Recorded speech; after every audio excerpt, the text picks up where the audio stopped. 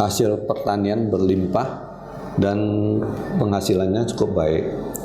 Namun tadi tetap seperti saya ingatkan bahwa itu berlaku hanya awal tahun sampai pertengahan. Jadi setelah itu hati-hati, itu akan merosot di pertengahan akhir tahun. Kemudian dia ini sebetulnya ini tahun yang baik untuk para pemimpin memberi pengaruh baik kepada keharmonisan antara rakyat Indonesia di tahun ini. Di tahun ini harus dibangkitkan semangat harmonis. Ya, ini tepat juga untuk kita menghadapi pemilu tahun 2024. Jadi kita harus bersatu, menciptakan keharmonisan, jangan terpecah belah. Ngobrol bareng Orbit, kami obrolkan, Anda simpulkan. Kita berjumpa kembali dalam program podcast Ngorbit, Ngobrol Bersama Orbit. Kali ini kita kedatangan tamu pengamat Feng Shui yang juga Ketua Persatuan Rohaniawan Konghucu Indonesia Parakin Sumatera Utara, Bapak Johan Acuan. Selamat datang, Pak. Selamat.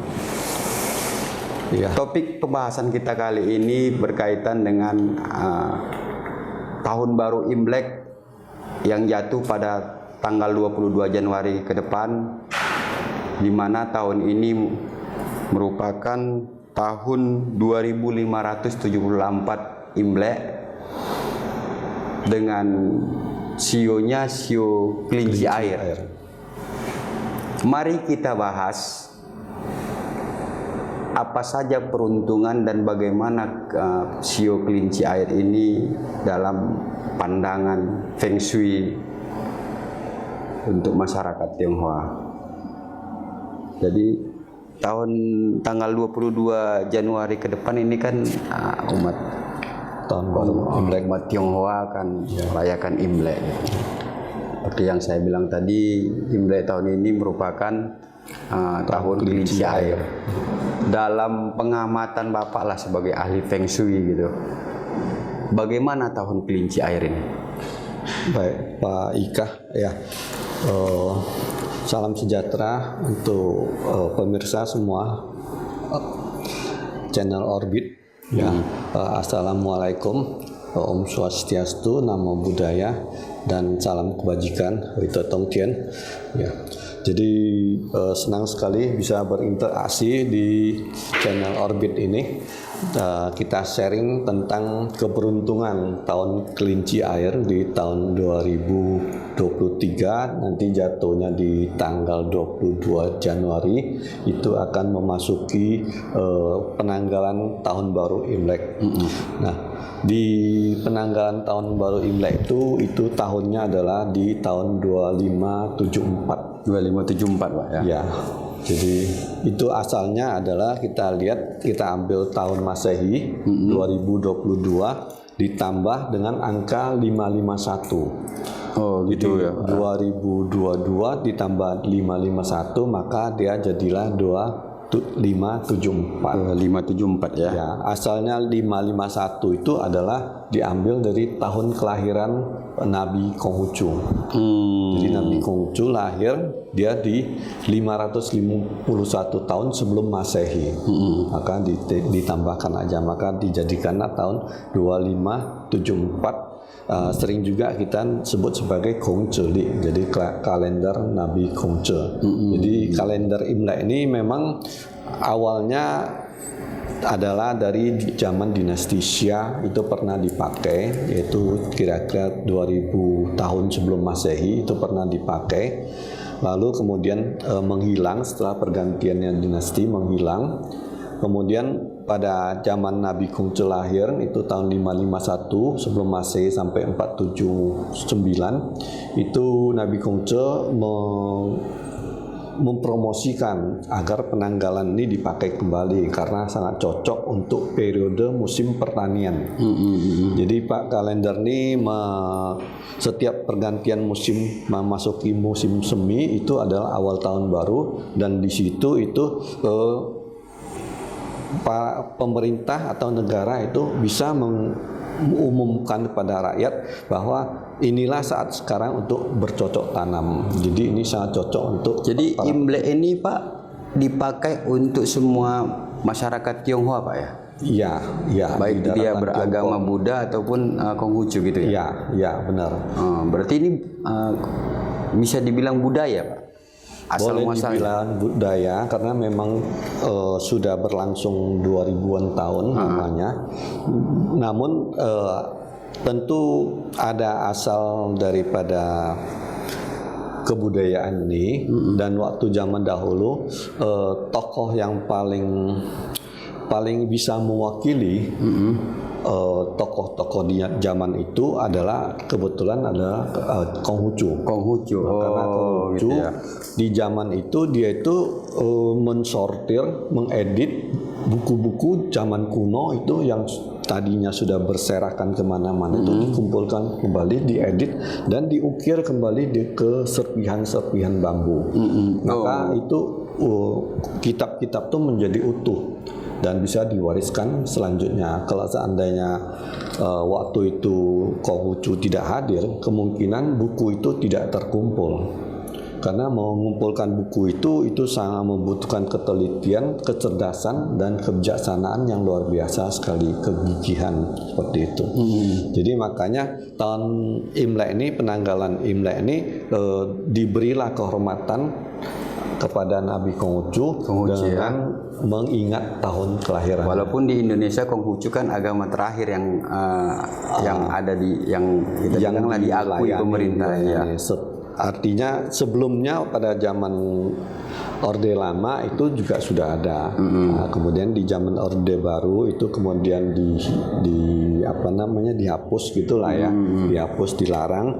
Nah, setelah Gus Dur menjadi presiden itu kembali dihidupkan lagi dan diakui sebagai agama gitu. Ya, newcomer lah, tapi yang baru tetapi lama gitu. Jadi Imlek sendiri sangat erat kaitannya sama Konghucu ya Pak ya? Boleh dibilang seperti itu Pak. Ya. Jadi tadi kan ini tahun kelinci air Pak. Kelinci air, ya. Jadi kalau menurut Feng Shui lah, bagaimana kondisi di tahun kelinci air ini? Ya. Jadi sebetulnya tahun ini adalah tahun kelinci air, yaitu tahun Kui Mau. Mau itu kelinci, Kui adalah dari urutan 10 batang langit, ya. Kemudian digandengkan dengan 12 cabang bumi. Nah, kelinci ini adalah 12 cabang bumi, dia urutan keempat. Urutan keempat, sedangkan Kui ini elemennya air, itu adalah 10 cabang langit urutan ke-10. Jadi di dalam kalender Imlek atau kalender Gongzheli itu, kalender Konghucu itu ada 10 cabang langit dan 12 cabang bumi itu saling digandengkan itu nanti dalam satu putaran ketemu lagi gandengan yang sama itu udah 60 tahun. Itu 60 tahun ya putarannya ya. Ya, putarannya. Setiap putaran 60 tahun dia akan jumpa di tahun yang namanya sama. Jadi itulah dinamakan satu jiazi, satu putaran 60 tahun. Nah, sebetulnya ini nggak ada kaitannya dengan kelinci. Tidak ada. Dia disebut kelinci ya, tapi nggak ada kaitannya dengan kelinci. Jadi Kui ini sendiri elemennya air dan kelinci ini sendiri elemennya kayu. Jadi di tahun ini bahwa kita memiliki dua unsur, dua elemen, elemen air dan kayu. Dan airnya itu adalah air kecil. Air kecil ya. Kayunya juga kayu kecil. Itu beda dengan tahun 2022 sebelumnya. Kalau tahun kemarin itu airnya besar dan kayunya besar. Makanya kita sering kebanjiran Pak ya. Iya. Khususnya Kota Medan ya. Jadi tahun lalu dampak hujan maupun badai maupun angin topan tuh sangat Iya, betul. sangat besar. Ya, tahun ini diharapkan lebih kecil karena memang dia airnya kecil, Air kecil ya. Kayunya kecil. Dan air itu sifatnya itu menumbuhkan kayu. Sehingga di tahun ini diharapkan ya sesuai prediksi tahunnya bahwa terjadi pertumbuhan yang cukup baik. Ya, seperti kita ketahui kan Indonesia kan baru bangkit dari pandemi gitu kan. Artinya untuk berusaha baguslah di tahun kelinci air ini gitu Pak. Ya, untuk tahun ini kalau dilihat dari awal tahun baru Imleknya yaitu di tanggal 22 Januari nanti itu dari 10 cabang langit dan 12 cabang bumi itu perpaduannya terdapat 3 kayu, kemudian ada 2 api, lalu 2 air. 3 kayu, 3 api, dan 2 air. Nah, kayu itu sendiri dia juga mudah dihidupkan menjadi api. Jadi makanya tahun ini unsur apinya sangat besar. Sementara unsur airnya itu hanya 2, itu tidak mampu untuk mengimbangi atau memadamkan api sendiri. Dari tahun ini itu diprediksi elemen api sangat besar, pengaruh api sangat besar. Dan dari elemen yang ada itu yaitu adanya api, kayu, dan air, ternyata masih kurang 2 elemen, yaitu elemen logam sama elemen tanah. Jadi di dalam Feng Shui sebetulnya bukan Feng Shui di dalam Pak Ce ya Using, karena Feng Shui itu lebih ke geomanci, jadi penataan ruang. Penataan ruang ya. Nah, sedangkan kita ini kan keberuntungan tahun itu adalah sebetulnya di Tian Kan Ti Ce, 10 cabang langit dan 12 cabang bumi. Namun Tian Kan Ti Ce itu juga digunakan di Feng Shui. Jadi Feng Shui itu lebih menjurus kepada lebih spesifik lah dia lebih spesifik kepada penataan ruang. Iya. Nah, sedangkan Tian Kan Ti Ce ini 10 cabang langit dan 12 cabang bumi ini dan juga 5 elemen Using itu berlaku untuk keseluruhan. Nah, jadi Using itu adalah 5 elemen. Itu di dalam kehidupan manusia itu kita itu dipengaruhi 5 elemen dasar ya. Itu adalah air, kayu, api, tanah, dan logam. Ya, jadi air itu menghidupi kayu, kayu menghidupi api karena dia dibakar menjadi api. Lalu api setelah kayu dibakar dia akan menjadi tanah. Nah, jadi api menghidupi tanah dan tanah itu kemudian di dalam tanah ada logam. Dan logam itu dipanasi dia menjadi air, dia kembali menghidupi air. Nah, ini adalah 5 elemen yang dalam kehidupan kita sebaiknya dia itu ada dan seimbang. Jadi dia saling menghidupkan. Namun untuk tahun ini dia kekurangan elemen logam dan juga kekurangan elemen tanah. Sehingga ini diprediksi bahwa akan terjadi kekurangan pangan. Bahan pangan itu bisa kekurangan ya. Dan juga itu adalah bahwa api itu diasosiasikan sebagai perasaan. Jadi bahwa dan semangat, perasaan dan semangat. Jadi untuk tahun ini dari segi semangat dan dari segi perasaan manusia itu kelihatannya akan agak terganggu. Sama kondisi pangan juga akan terganggu ya. Kalau kita sikapilah Pak dengan kondisi Indonesia di tahun 2023 ini di mana kita akan memasuki pemilu, itu ada pengaruhnya tidak Pak? Ya, jadi itu Indonesia termasuk baik karena Indonesia itu berada di Khatulistiwa. Nah, Khatulistiwa ini adalah posisi tengah dan dia itu kalau diprediksi dari elemen yang ada bahwa di Indonesia ini akan terjadi panen yang cukup baik ya, cukup baik. Namun itu dalam bentuk pangan gitu Pak? Pangan ya, maupun produksi ya. Namun itu hanya di awal tahun. Oh, di awal tahun ya. Awal tahun sampai pertengahan. Setelah itu akan berkurang. Jadi hati-hati kita untuk tahun ini di awal tahun begitu kita mendapatkan rezeki dan berkah, sebaiknya kita berhemat-hemat dan menyimpannya karena pertengahan tahun berikutnya kita akan kekurangan. Oh, di awal tahun bagus ya. Di awal tahun bagus. Ya. Ngobrol bareng Orbit, kami obrolkan, Anda simpulkan. Pemirsa, kita berjumpa kembali dan masih bersama Bapak Johan Ajuan membahas mengenai peruntungan di tahun 2023 atau tahun Kelinci air. Tahun kelinci air tahun 2574 Imlek. Tadi Pak Johan sudah membahas sedikit mengenai bagaimana pengamatan di awal tahun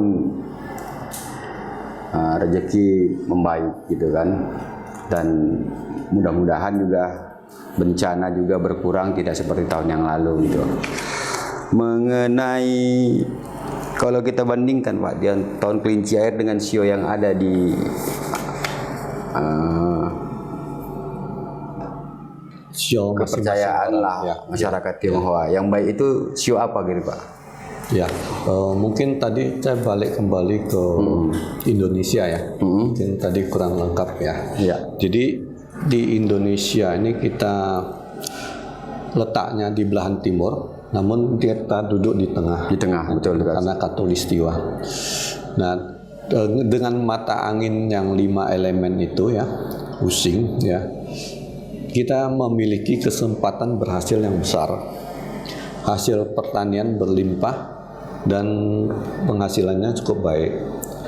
Namun tadi tetap seperti saya ingatkan bahwa itu berlaku hanya awal tahun sampai pertengahan. Ya. Jadi setelah itu hati-hati, itu akan merosot di pertengahan akhir tahun. Kemudian dia ini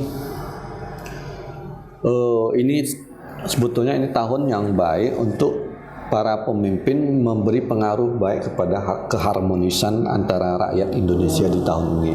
Di tahun ini harus dibangkitkan semangat harmonis. Ya, ini tepat juga untuk kita menghadapi pemilu tahun 2024. Jadi kita harus bersatu menciptakan keharmonisan, jangan terpecah belah agar kita bisa menyongsong era Indonesia maju, jaya, dan lebih kuat, bangkit lebih kuat, itu supaya lebih memiliki pondasi yang lebih baik. Jangan kita terpecah belah lagi ya. Kemudian kita lihat bahwa memang posisi Indonesia ini kan sekarang ini terjadi perseteruan antara Amerika dengan Cina. Iya, betul. Ya, dengan Rusia juga. Jadi adanya perseteruan utara dengan selatan, Indonesia terjepit di tengah. Nah, ini merupakan tanda bahaya. Di Indonesia itu harus pro blok Amerika atau blok NATO atau blok di Rusia ataupun Cina. Nah, namun Indonesia ini kelihatannya pemimpinnya cukup cerdas ya. Dia bisa mengatasinya dengan baik. Ya, ini prediksi tahun prediksi Gen Kantijanya seperti itu. Jadi tahun ini kita Indonesia masih bagus, bisa melewati mengenai menarik antara utara kan dan selatan. Langkah rezeki pertemuan sudah kita bahas gitu kan Ya, Pak. ya. Mengenai maut lah kira-kira atau bencana, bagaimana menurut pengamatan Bapak di tahun kelinci air ini? Ya, itu sebetulnya kita di Feng Shui atau di Chen Kantije maupun Pat Hua dan Yin Yang ini dalam filosofi Tionghoa, kita itu tidak ada baik dan buruk. Semua dalam kondisi yang dia itu satu sisi dia bisa memberi nilai positif dan satu sisi dia bisa memberi nilai negatif. Jadi semua itu memiliki dua sisi. Jadi kapan dia baik dan kapan dia buruk itu adalah sesuai dengan waktu, tempat, dan keadaan dan orangnya.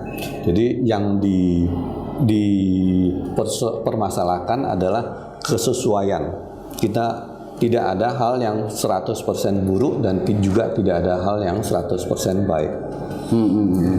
Nah, ini tergantung daripada masing-masing punya. Di dalam primbon Tionghoa itu kita setiap tahun kita dilahirkan pada tahun tertentu, maka sio kita itu adalah sio 12 simbol hewan itu ya, mulai daripada tikus, sapi, lalu harimau ya, nomor satu itu tikus, sapi, harimau, naga, kuda, satu tikus, dua icu jigu ya sapi, saho ini harimau, sito kelinci, 5 naga, 6 kuda, kemudian 6 itu ular, 7 kuda, 8 kambing, 9 kera, 10 ayam, 11 anjing, dan 12 babi.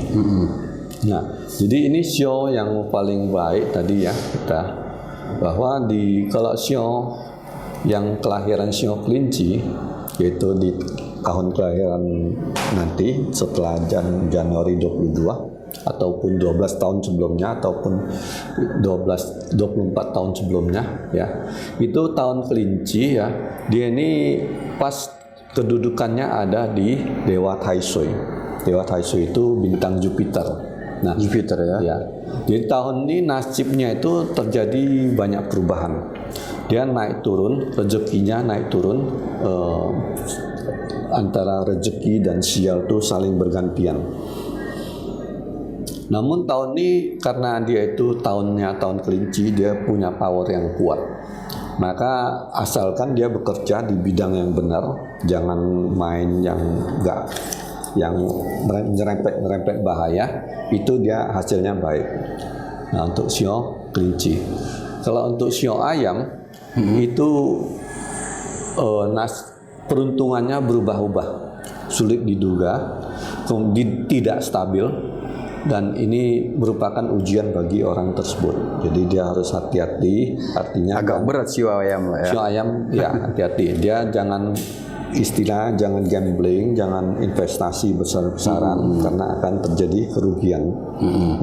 Jadi dia lebih baik main yang aman, yang stabil aja. Lalu untuk sio naga itu keberuntungannya itu juga agak kesulitannya. Dan dia cenderung meluncur ke bawah. Sio naga ya. Sio naga. Jadi boleh dibilang dia lagi nasibnya kurang baik. Kemudian yang sio tikus nih biarpun dia itu termasuk yang kurang baik, tetapi dia masih soft gitu. Masih bertahan dia ya. Jadi energi buruknya tidak begitu besar ya. Namun kalau dia sering melakukan urusan-urusan yang menggembirakan ya, dan urusan yang baik, dia bisa mendapat keuntungan. Namun dia harus menjaga mulut dan kesompanannya, karena dengan dia ngomong yang omong kasar maupun tidak sopan, dia bisa mengundang masalah bagi dirinya. Itu untuk sio tikus. Nah, untuk sio sapi ini dia ini tahun ini mudah terganggu. Jadi dia itu sensitif gitu. Mudah terganggu, maka jangan emosi di dalam mengambil keputusan, jangan terburu-buru ya. Jangan gambling lah, jangan investasi secara besar ya. Harus mempertimbangkan berbagai faktor, tidak hanya dalam hal untung atau rugi. Lalu sio ular ini rezekinya baik nih, sio ular, dia itu ibaratnya roket, sedang bahan bakarnya sedang cukup. Bintangnya lah sekarang. Ya, bintangnya ini yang ular. Dia kesempatan majunya besar, apalagi kalau dia berusaha di luar daerah. Ini maju sekali sio ular. Nah, sio babi ini cukup baik ya, sedang, peruntungannya sedang ya. namun dia itu dukungannya kurang. Jadi dia harus berjuang sendiri. Meskipun dia tidak mengalami kesialan. Lah itu sio babi ya. Lalu sio kuda ini bagus ya. Dia punya banyak bantuan. Namun dia telinganya harus bijaksana, artinya jangan terpengaruh sama gosipan maupun bisikan-bisikan yang gombalan begitu Pak. Supaya hasilnya bisa baik. Jangan terpengaruh omongan-omongan yang tidak benar gitu. Nah, sio monyet ini dia asalkan rajin dan giat berusaha, dia bisa sukses untuk monyet. Untuk harimau, sio harimau dia dapat banyak dukungan. Dia mendapat banyak dukungan. Namun dia harus bekerja di jalur yang benar. Jangan menyerempet jalur yang tidak legal. Supaya sukses ya. Sio kambing dia juga bagus, banyak bantuan, tetapi juga sama diingatkan jangan mengambil jalan yang tidak legal karena itu berbahaya. Ya. Kemudian yang sio anjing juga banyak dukungan. Nah, ini bagus sekali anjing, dia dukungannya bukan hanya dari manusia, tetapi dari langit pun mendukung dia. Jadi asalkan dia menempuh jalan yang benar, dia berhasil. Jadi yang bagus ini adalah anjing, ya. Tadi ular, kambing, harimau, ular, kuda, monyet. Ya. Untuk tahun ini.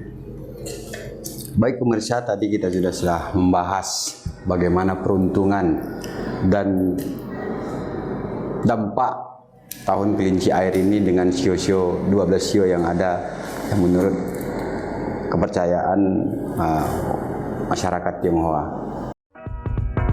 Ngobrol bareng Orbit, kami obrolkan, Anda simpulkan. Tetap dalam topik bahasan mengenai bagaimana peruntungan di tahun 2023 ini berkaitan dengan tahun baru Imlek yang akan diperingati pada tanggal 22 Januari ke depan.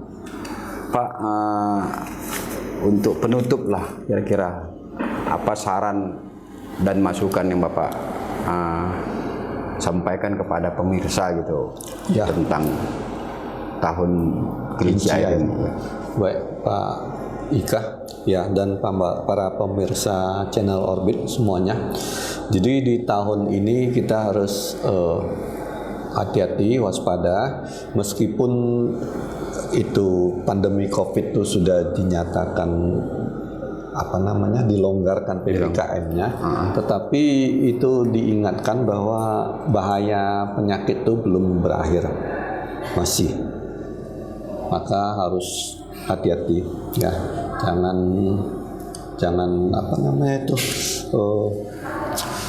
terlampau euforia ya. Euforia itu nanti rugi sendiri. Lalu kemudian tahun ini juga terjadi kurang seimbang ya. Jadi baik kita di posisi tinggi maupun di posisi rendah ya, dalam suasana hati baik ataupun kurang baik, itu kita harus senantiasa tetap ingat akan ya, kalau kita orang agama ya kita tetap berdoa ya, jangan frustrasi, jangan sombong ketika kita di atas, jangan sombong ketika di bawah, jangan patah semangat ya.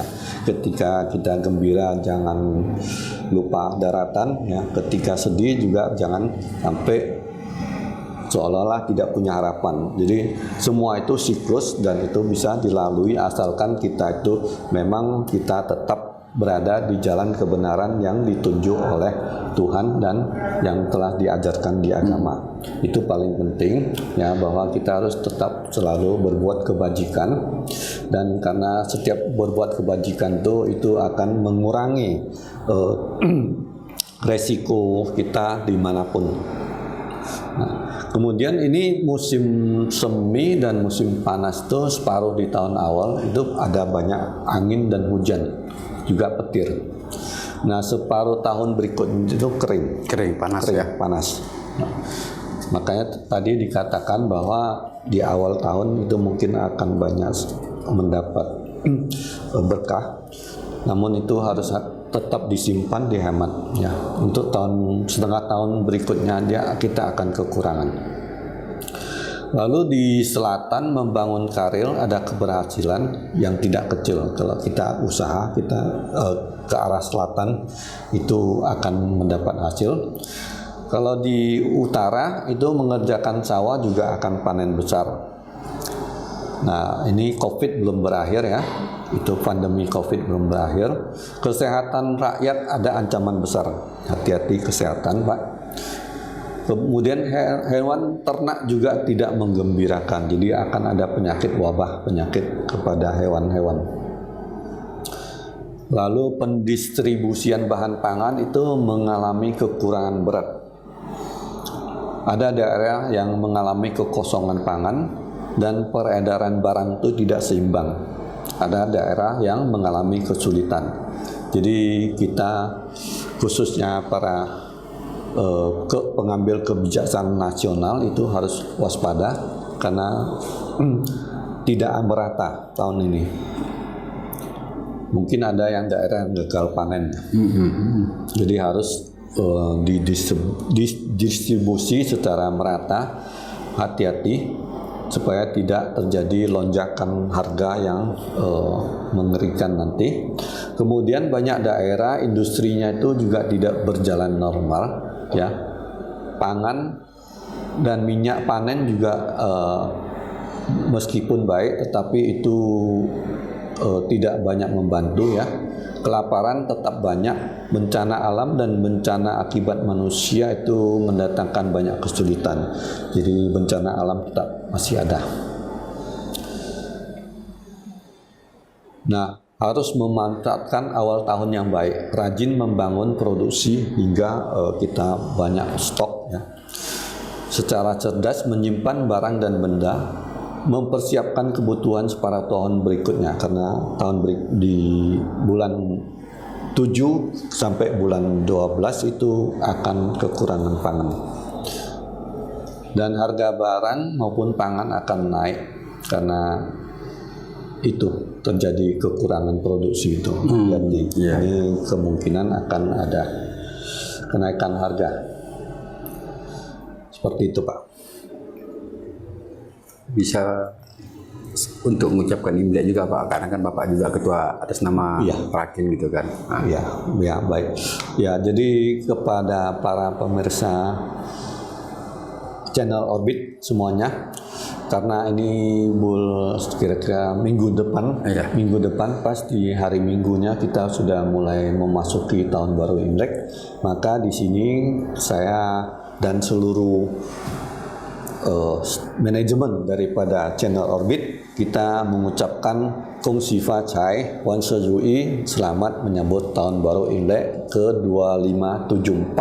Ya, semoga kita semua lancar, rezeki, sehat dan semuanya harmonis. Dan jangan lupa kita itu harus selalu menjaga keseimbangan diri kita, baik itu kesehatan maupun dari segi pergaulan sosial. Jadi kita itu harus selalu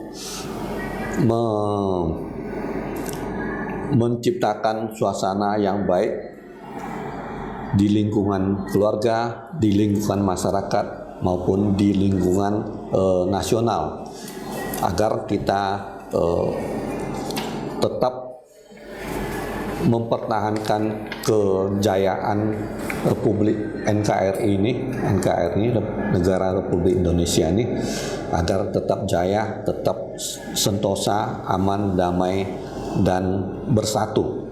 Ya, selamat menyambut tahun baru Imlek. Wito Tongkian, salam kebajikan. Ya. Ngobrol bareng Orbit, kami obrolkan, Anda simpulkan.